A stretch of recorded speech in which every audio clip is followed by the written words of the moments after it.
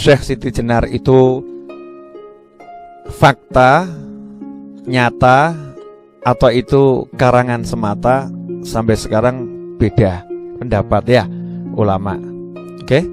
Nah, sekarang kita anggap yang atas saja lah, yang fakta. Al-Hallaj, ya, Al-Hallaj itu tokoh dalam dunia tasawuf yang mengatakan apa yang dikatakan Syekh Siti Jenar, ya, sama gitu. Wahdatul wujud, kesatuan wujud. Sebetulnya ajaran Al-Hallaj itu benar, gak salah. Ajaran Syekh Siti Jenar itu benar gak salah, kalau kamu belajarnya benar, kalau informasi yang kamu terima benar. Tapi seringkali manusia yang nyampaikan informasi itu yang belok-belokkan. Ya, biasa toh, hoax itu kan banyak sejak dulu. Yang nyampaikan informasi itu yang gak benar. Terus apakah salah Syekh Siti Jenar? Gak bersalah. Apakah salah Al-Hallaj? Gak bersalah. Jadi Al-Hallaj itu orang yang soleh, yang bisa melihat Allah di dalam segala sesuatu. Artinya bisa melihat kebesaran ciptaan Allah Ta'ala, ya, kekuasaan Allah di dalam segala sesuatu. Al-Hallaj itu pernah mengatakan bahwasannya sesungguhnya aku adalah Allah. Orang yang gak ngerti nggak mau ngomong, wah musyrik, kufur, gitu ya. Padahal beliau lagi baca ayat Al-Quran, innani anallah. Dibaca sambil jalan, direnungkan, innani Allah, sungguhnya aku adalah Allah, sungguhnya aku adalah Allah. Yang gak ngerti langsung ngaku-ngaku Allah. Paham maksud saya? Nah, jadi kadang orang-orang soleh itu ngomong begitu dalam kondisi tertentu. Ada orang yang gak paham, terus ditelan mentah-mentah. Nah, saya sarankan semua santri di seluruh bumi Nusantara dan di luar Nusantara gak usah belajar yang begitu-begitu. Kenapa? Sirahmu ora kuat, engkau jeblok. Nanti akhirnya konslet, jeglek. Ya, kalau udah konslet listrik itu jeglek, padam. Kalau udah padam, peteng. Udah peteng kesandung, jelungup, mati. Ya. Akhirat tuh kalau nggak mati gendeng. Naudzubillah min dzalik. Ya, nggak usah belajar begitu-begitu. Kita belajar yang syariat saja. Halal haram jelas, itu kan ya. Rasa kangen, cinta sama Allah itu jelas. Tapi saya akan jelaskan, bukan berarti saya nggak paham. Ya, insya Allah ya paham. Habis belajar? Enggak, ngapain belajar gitu, kurang kerjaan. Lah yang dohir-dohir saja saya belum selesai. Tapi kan harus tahu ya, harus tahu ilmunya. Orang-orang soleh itu ada yang melihat Allah dulu, baru melihat makhluknya. Maksudnya bagaimana? Hatinya sudah penuh dengan keagungan Allah Ta'ala. Hatinya udah dekat sama Allah Subhanahu wa Ta'ala. Sehingga ketika melihat, misalnya nih ya, beliau gini, gak ngelihat beliau, yang ada tuh keagungannya Allah dulu. Jadi lihatnya itu, ya Allah, ini ciptaannya Allah gitu ya, Masya Allah, ini ciptaannya Allah gitu ya.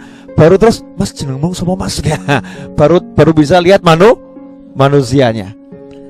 Ya, ada yang sebaliknya, lihat manusianya dulu, mas nama kamu siapa ini? Terus ternyata manusianya pinter ya, pinter ini. Terus langsung lihat Allahnya, Subhanallah, Allah Maha Kuasa ya, buat manusia yang seperti ini. Paham ya? Jadi yang satu lihat Allahnya dulu, dalam arti dia udah hatinya penuh pengagungan pada Allah. Jadi ketika lihat ciptaannya, entah apapun itu, gak bisa langsung lihat ciptaannya. Jadi merasakan keagungannya Allah dulu, baru turun nanti lihat ciptaannya. Paham? Nah, ada yang sebaliknya, lihat ciptaannya dulu, akhirnya kenal sama penciptanya. Wujud itu, dia bisa melihat kebesaran Allah dalam dirinya. Jadi setiap kali lihat dirinya, yang dilihat Allah. Ya Allah, ini ciptaannya Allah, ini ciptaannya Allah. Jadi selalu lihat Allahnya. Nah, orang yang selalu lihat Allahnya, gak sempat ngomong dirinya. Yang disebut Allah terus, Allah, Allah, Allah, Allah gitu. Nah, dalam literatur sufi, Al-Hallaj mengajarkan ilmunya kepada masyarakat awam.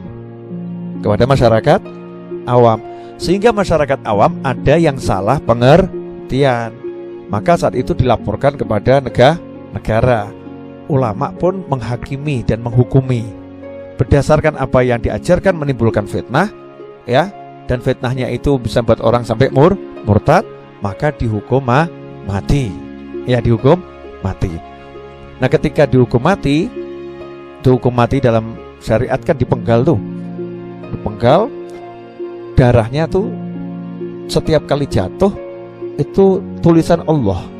Tetes darahnya tulisan Allah. Akhirnya yang lihat itu kaget.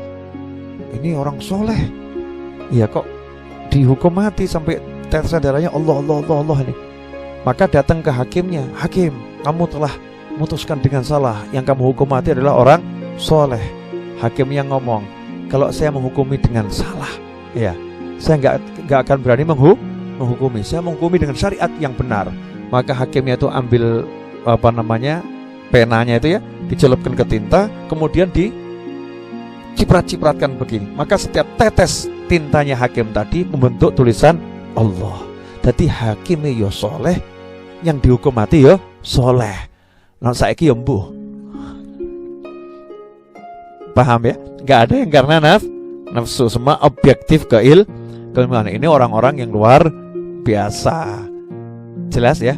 Jadi apakah orang soleh bisa ngaku Tuhan? Gak ada. Ngaku Tuhan ya Fir'aun.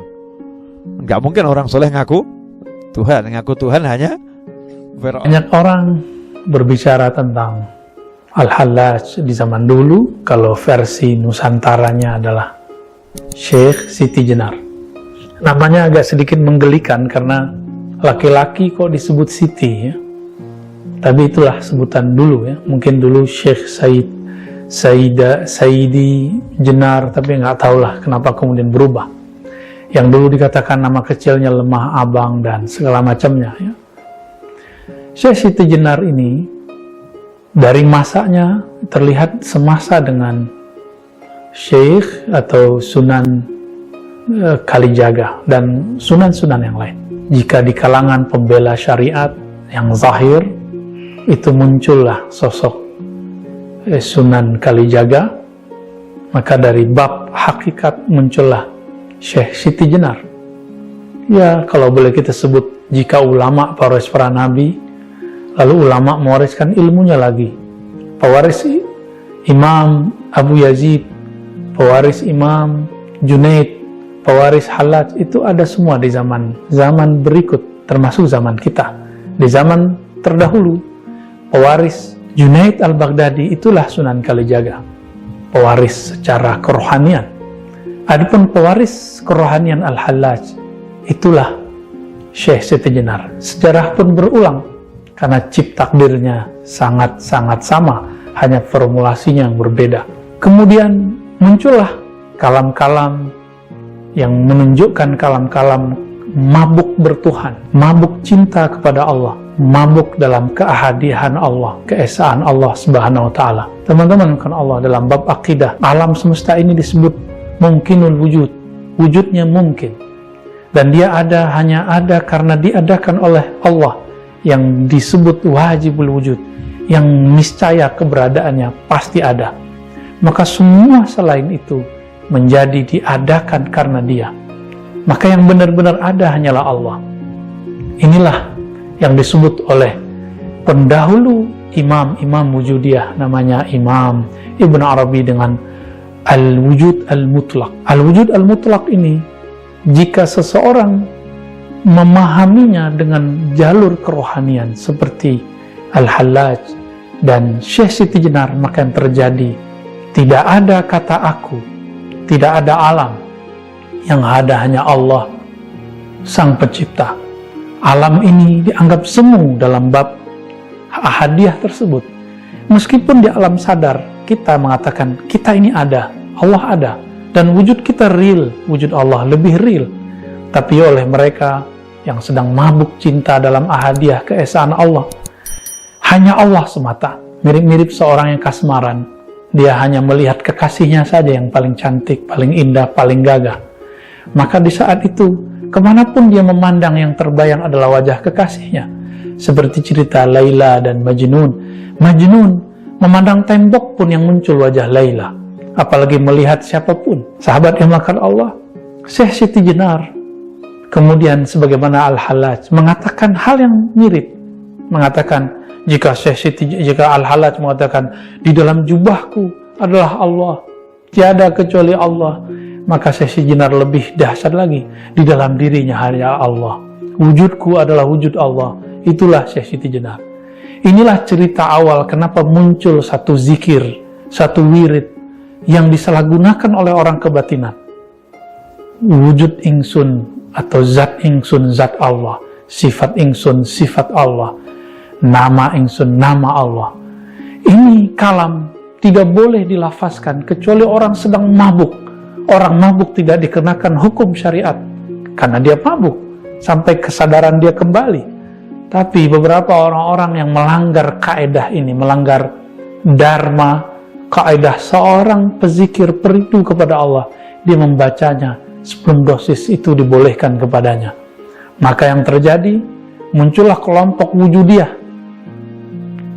Di tahun 1400-an, 1500-an, 1600-an, 1700-an, itu kemudian terjadi pergolakan dahsyat di Nusantara. Maka muncul nanti ada Hamzah Fansuri, Syamsuddin Sumatrani, kemudian juga Nuruddin Araniri. Semuanya berbicara itu. Dan puncaknya itulah Syekh Siti Jenar. Apakah kemudian Sunan Kalijaga mengkafirkannya? Kita belum menemukan satu nas, satu teks, satu riwayat dalam kitab-kitab yang berbahasa Pegon ataupun bahasa yang aksaranya Hanacaraka yang sampai kepada kita bahwa Sunan Kalijaga mengkafirkannya. Tidak. Tapi seperti dulu Imam Al-Junaid mengatakan kepada Hallaj, wahai Hallaj, ya Aba Mansur, la yaqta'uka ila dam. Tidak ada yang bisa menghentikanmu wahai Hallaj kecuali hukum pancung, yaitu darah yang diteteskan. Dan itu sangat mengerikan sekali. Ajaran ini belakangan dibahasakan secara lokal, disebut dengan ahadiyah itu manunggaling. Manunggaling keesaan Allah, kesatuan Allah, ya. Tidak ada yang bersatu, hamba tidak bersatu dengan Allah. Kenapa? Hamba dianggap tidak ada. Maka manunggaling jangan diartikan Syekh Siti Jenar bersatu dengan Allah. Kenapa? Yang wujud cuma Allah. Syekh Siti Jenar hanya bayang-bayang. Tapi orang-orang yang kemudian lancang menerjemahkan ajaran Syekh Siti Jenar, kemudian mengatakan Syekh Siti Jenar mengajarkan persatuan dengan Allah. Wallahi iyyakum bihi. Syekh Siti Jenar, Al-Hallaj tidak pernah mengatakan itu. Tapi mereka sedang mabuk dan mereka mengatakan hanya ada wujud tunggal. Itulah manunggaling. Kaulo Gusti, ketika mereka merasakan bahwa diri mereka tiada di hadapan Allah, seperti seorang guru tidak memandang dirinya punya derajat keilmuan di hadapan gurunya. Kenapa seorang Syekh Siti Jenar tidak boleh merasakan dirinya tiada di hadapan ilahi? Maka teman-teman sahabat melakukan Allah, jika Imam Bukhari dulu mengatakan mastasghartu nafsi ila ala Ali Ibn al-Madini, aku tidak pernah merasa kecil, aku tidak pernah merasa lebur kecuali di hadapan Ibn al-Madini. Kenapa Syekh Siti Jenar tidak boleh mengatakan itu? Kenapa Al-Hallaj kita larang mengatakan mafi jubbati ilallah? Kan dia sedang mabuk asik dengan kekasihnya. Kita belum sampai kepada kerinduan itu. Kenapa kita salahkan orang yang merindu?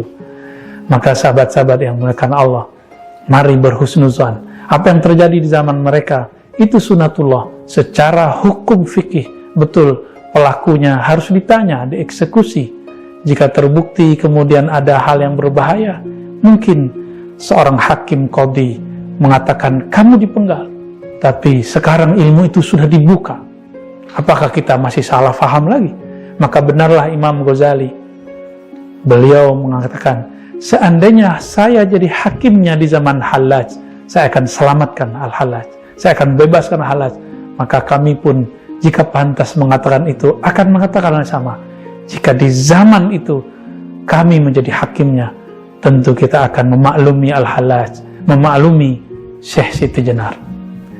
Tentu kita tidak pantas tentunya mengatakan hal itu hanya Allah lah yang memantaskan kita. Sedulur-sedulur yang diberkahi Allah, banyak orang yang gagal paham terhadap ajarannya Kanjeng Syekh Siti Jenar, atau yang bernama asli Kanjeng Syekh Said Hasan Ali, dengan nama panggilan lainnya Syekh Siti Jenar, Syekh Lemah Abang, Syekh Lemah Brit, Syekh Abdul Jalil, atau Kanjeng Syekh Sunan Jepara. Konsep ajaran Manunggaling Kaulo Gusti adalah sebuah ajaran yang mengkerucut kepada para pendahulunya. Di antaranya Kanjeng Syekh Thaifur bin Isa bin Surusian Abu Yazid Al-Bustami Qaddasallahu sirra dengan konsep ittihad, atau juga Kanjeng Syekh Husain Mansur Al-Halaj dengan konsep hulul. Begitupun juga dengan Syekh Ibnu Arabi dan juga yang lainnya. Bahkan kesini-sininya seperti di Tanah Nusantara, pelanjut dari Syekh Siti Jenar, ada Syekh Muhammad Abdullah Burhanpuri, ada Syekh Ali Fansuri, ada Syekh Hamzah Fansuri, Syekh Samsudin Pasai, Syekh Abdul Raub Sinkili, Ki Ageng Pengging, yakni ayahnya Karebet atau Joko Tingkir, dan masih banyak juga yang lainnya. Tidak menafikan ajaran-ajaran Wahdatul Wujud, hulul, ittihad, Manunggaling Kaulo Gusti memang kenapa bisa menjadi sebuah kontroversi. Pertama, karena pengaruh catatan sejarah yang banyak dipalsukan, dan juga kesalahan orang-orang yang gagal paham memaknai ajaran itu sendiri. Jika kita berbicara tentang Wahdatul Wujud atau apapun itu istilahnya, itu adalah akidah yang tidak keluar dari konsep Ahlus Sunnah wal Jamaah. Kalau saya harus contohkan, di antara salah satu pendapat seorang Hujatul Islam, yakni Imam Al-Ghazali, yang dimana beliau adalah salah satu rujukan ulama-ulama Ahlus Sunnah wal Jamaah, terkhusus dalam bidang tasawuf. Di antara kitab yang beliau susun, salah satu karya kitab beliau yakni kitab Mishkat Al-Anwar menjelaskan bahwasannya telah melihat dengan kesaksian yang nyata bahwa di dalam semesta ini tidak ada wujud kecuali Allah. Itu adalah salah satu ungkapan yang diungkapkan oleh Imam Ghazali itu sendiri. Beliau mengatakan bahwasanya penganut ajaran tasawuf yang sudah mencapai tingkat khawas al-khawas akan mengalami perjalanan ruhaniyah sampai kepada makom tersebut. Bahkan masih di dalam kitab Mishkat Al-Anwar, beliau menjelaskan setelah naik ke langit kebenaran, mereka sepakat bahwa mereka tidak melihat dalam wujud ini selain Al-Wahid Al-Haq. Konsep ittihad, hulul, atau Manunggaling Kaulo Gusti, atau yang merujuk kepada Wahdatul Wujud, itu adalah makom seseorang yang memang sudah tidak melihat siapapun, tidak merasakan apapun, karena yang ia lihat, ia rasakan hanya Gusti saja tining mulyo Allah Azza wa Jalla. Saya contohkan satu saja. Ketika seseorang gagal memaknai atau memahami konsep Wahdatul Wujud ini, seperti halnya hulul. Hulul itu halla yuhallu, hulul bertempat. Makanya Syekh Husain Mansur Al-Halaj mengatakan ma fi jubati illallah, di dalam jubahku ada Allah. Jika kita memaknai hulul, di dalam jubahku, atau katakanlah saya sederhanakan, di dalam tubuh kita ada Allah, Allah merasuk ke dalam tubuh kita, maka ini bisa menjadi sebuah pemahaman yang sesat dan menyesatkan. Tapi ketika seseorang memaknai hulul tersebut di dalam tubuh kita, karena tubuh kita tidak ada, yang ada hanyalah Allah, maka ini yang benar. Makanya adalah orang-orang yang sembarangan, orang-orang yang benar-benar membuat kesalahan fatal jika menganggap Manunggaling Kaulo Gusti di sini adalah bersatunya antara diri kita dengan Allah. Sangat-sangat sebuah kesalahan yang sangat fatal jika memaknai Manunggaling Kaulo Gusti adalah penyatuan antara diri kita dan Allah. Karena Manunggaling Kaulo Gusti itu Kita itu tidak ada, yang ada hanyalah Allah. Dan ajaran ini merujuk kepada konsep tauhid fana wal baqa. Kita yang fana, kita yang rusak, yang ada hanyalah Allah yang maha baqa, yang maha langgeng. Sedulur yang diberkahi Allah, ini merujuk juga kepada dauhan Allah Subhanahu wa taala dalam Al-Qur'anul Karim. Potongan ayat di dalam surat Al-Qasas ayat 88 menjelaskan kullu syai'in halikun illa wajha. Maka segala sesuatu ini akan rusak, binasa, kecuali zat Gusti sajatining mulya Allah Azza wa Jalla. Pada hakikatnya kita tidak ada. Kalau istilah dikata, guru saya pernah bilang dengan ucapan berbahasa Sunda, di dieu kieu ayeuna abdi tapak damel Allah. Sedang apapun kita, dimanapun kita berada, apapun yang kita lakukan, kita tidak punya kehendak, karena semuanya adalah kehendak Allah. Jika kita berbicara dalam ranah hakikat, orang sholat pun yang menyolatkan adalah Allah, orang maksiat pun yang memaksiatkan adalah Allah. Namun ketika pemahaman ini diaplikasikan dalam ranah syariat, maka apa bedanya mereka dengan golongan orang-orang yang zindik?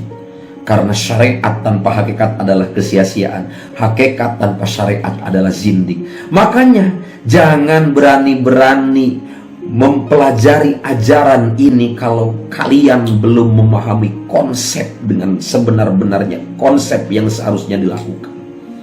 Di dalam agama itu, saudara, termasuk dalam urusan kita mengkaji ilmu, seperti ibarat dikata kita mau menaiki pohon kelapa. Tidak ada orang yang langsung naik ke atas, setahap demi setahap. Kalau kata orang Sunda, dari sengket pertama terus melalui sengket kedua, terus selanjutnya sampai ke atas. Jika kita ngajlok langsung ke atas, itu tidak mungkin. Yang ada kita malah sesat dan bahkan bisa menyesatkan. Setahap demi setahap ilmu harus dikaji dengan sebenar-benarnya. Makanya ada istilah dikata, kalau guru saya bilang, ilmu seperti ini bukan dikaji untuk santri, tapi ilmu seperti dikaji oleh kiai-kiai yang memang sudah paham tentang keilmuannya. Karena kalau seandainya santri yang masih ngaji di tahapan syariat aja belum beres, lalu harus mengkaji hal-hal seperti ini, maka mereka ditakutkan akan stres, akan gila, yang paling fatal sesat dan menyesatkan, saudara. Maafi jubati illallah, di dalam jubahku ada Allah. Kalau dimaknai Allah dalam jubahku atau dalam tubuhku, sekali lagi itu adalah syirik. Tetapi jika memaknainya tidak ada jubah, tidak ada kita, yang ada hanyalah Allah, maka itu benar.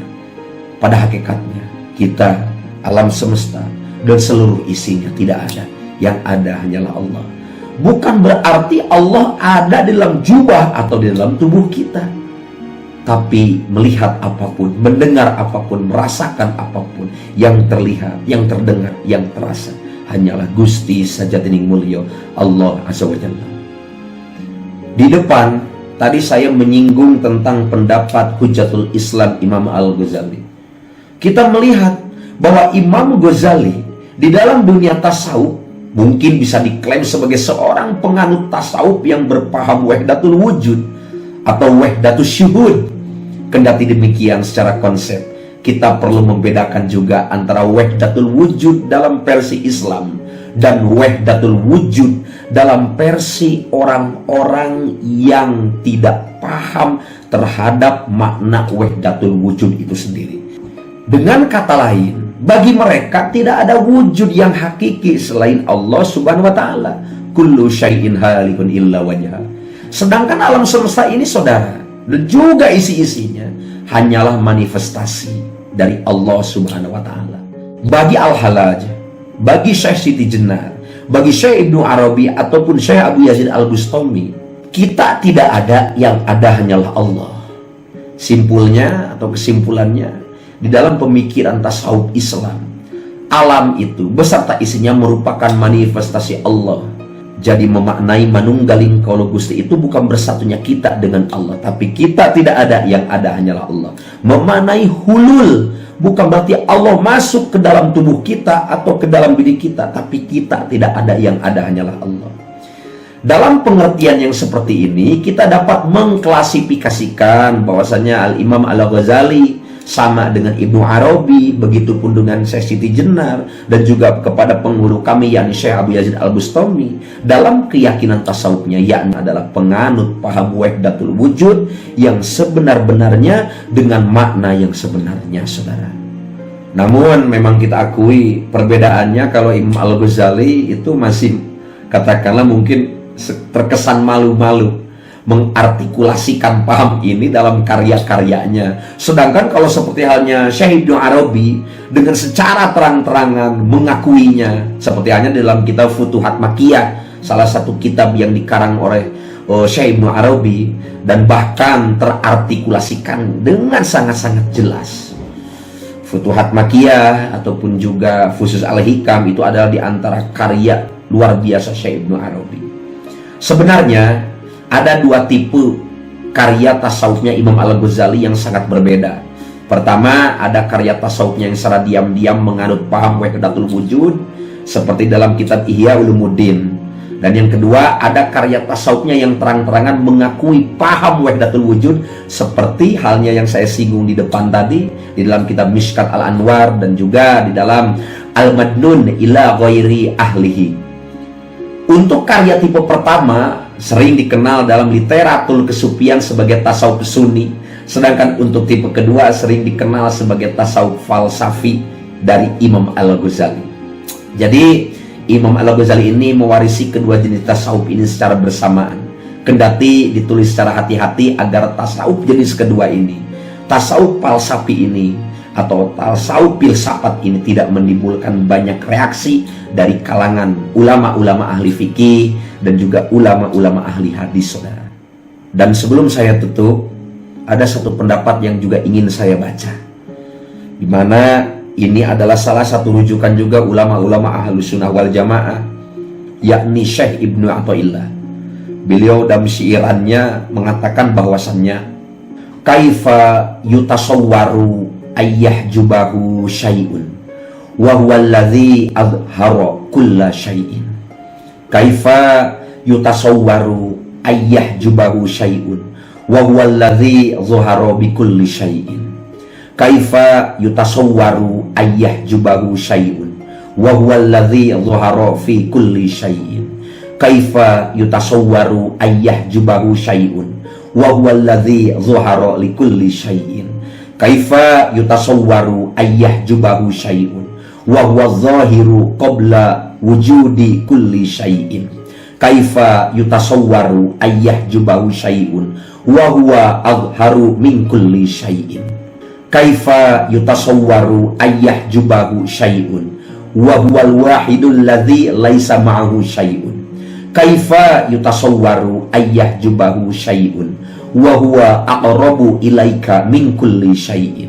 Wa kaifa yutasawwaru ayyahjubahu syai'un walaulahu ma kana wujudu kulli syai'in. Ya ajaban kaifa yadhharul wujudu fil adami am kaifa yathbutul hadithu ma'amal lahu wasful aqida.